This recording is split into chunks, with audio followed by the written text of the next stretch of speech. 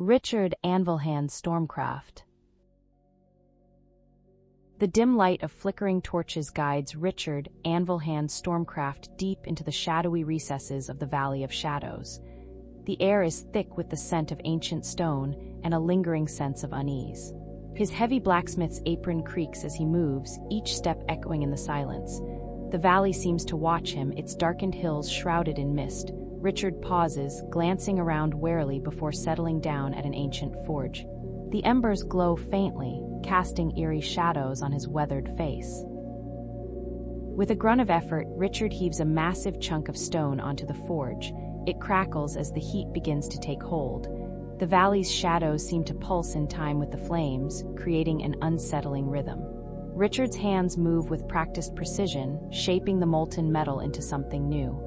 Each blow of his hammer is precise, each twist deliberate, as if the very fate of the valley depends on his craft.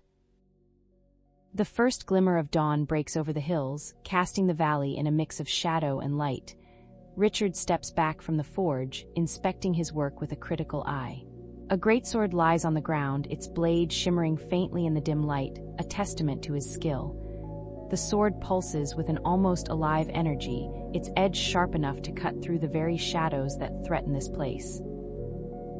As the sun rises higher, the valley begins to stir. Shadows writhe and twist, forming creatures of darkness that emerge from the mist. Richard stands ready, his sword in hand, as the first wave of shadow beings attacks.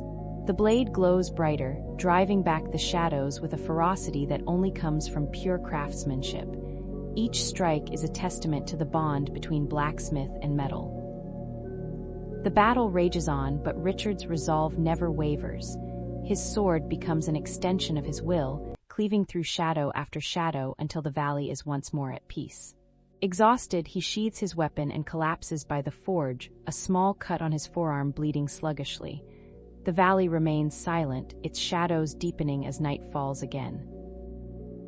Richard stirs awake to the sound of distant laughter, though it seems off, hollow, and echoing. He sits up slowly, glancing around warily. The valley is alive with shadowy figures, their forms shifting and insubstantial. Richard's grip tightens on his sword, but there's no need for fear. The creatures part before him, their whispers fading into silence as he rises to his feet. He knows that the shadows will return, but for now he stands firm, the Anvilhand of Stormcraft, guardian of the Valley of Shadows.